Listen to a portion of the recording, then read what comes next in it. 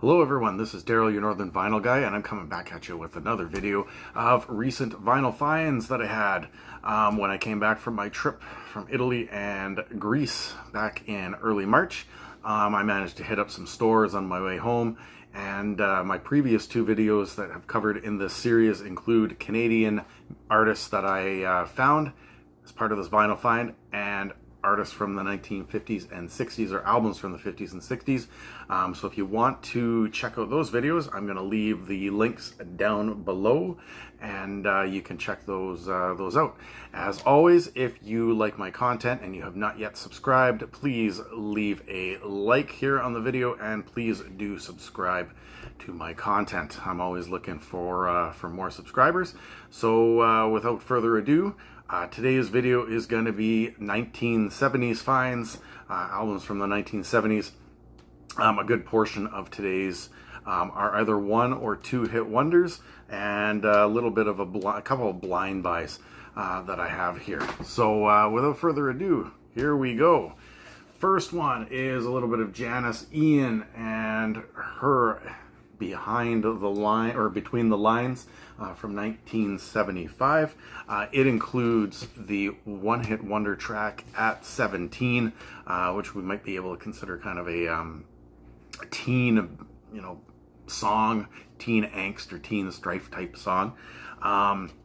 So the thing about Janis Ian is that this was released about 10 years after one of her only other hit in the United States, which went to 1914. What was the name of it here? I got a few things written down here.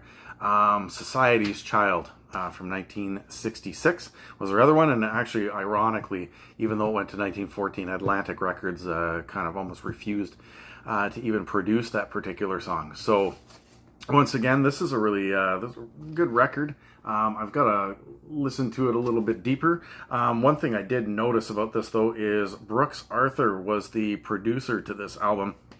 And he is also the producer to Sweet Caroline by Neil Diamond. He also did Van Morrison's Brown Eyed Girl, and also was he was basically the sound engineer or supervisor for the Karate Kid soundtrack. On the docket, I remember my dad listening to this when I was a little bit younger.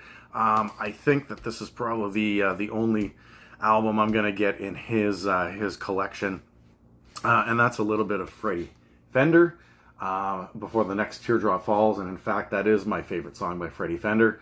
The other one on here, which went to number 8, is Wasted Days and Wasted Nights.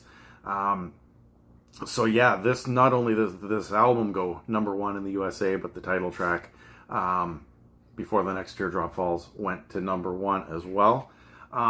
It's classified as rock, a little bit of country, something that is referred to as swamp pop. So kind of cool. And then on the back side of this particular album, it's actually a little bit of a story that he has actually written here about himself. My name is Baldemar Huerta. I was born in the South Texas Valley border town of San Benito, and it even goes on to talk about some of the strife that he had, in particular in the 1960s, where he actually went to Angola prison, and he began writing Chicano songs and things like that, and how it came to the success of this. So kind of a cool album. This one here is on the Dot label, so pretty cool find here. Now my next one was a blind buy. I haven't listened to this one yet, and actually it's the one I'm most intrigued to listen to. I had actually been watching another Vinyl Finds video today. Somebody was at a Salvation Army, and they were flipping through, and they found this exact same record, but it was not in very good condition. This one's almost in pristine condition. It is Golden Avatar and A Change of Heart. To my knowledge, it's the only record that they released. Now, they're classified, according to my information here, as folk rock, jazz, progressive rock. So kind of a mishmash of music blends. But as you can see, kind of based on the cover and the backside, It's a little bit of a spiritual type record. And when I was doing a little bit of research, what research I could find about these guys, Golden Avatar, this band, is that the lead singer, Michael Cassidy, was Hindu in his beliefs.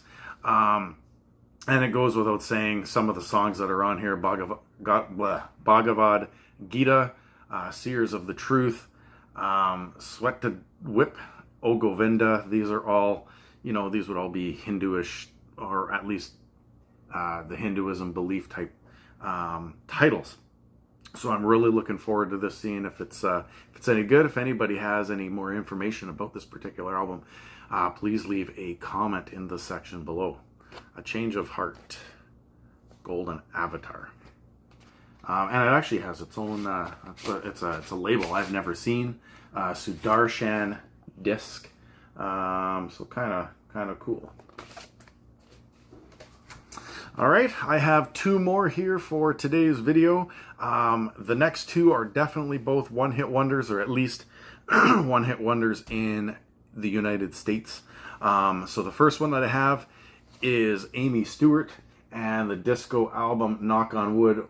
The title track, Knock on Wood, is the one-hit wonder here. Although there was a second song on here, the cover of The Doors' Light My Fire, which went to number 69 in the United States, so it didn't crack the top 40. But this one here went to number 1, Knock on Wood. Very, very disco album, as you can see on the back. Very cool.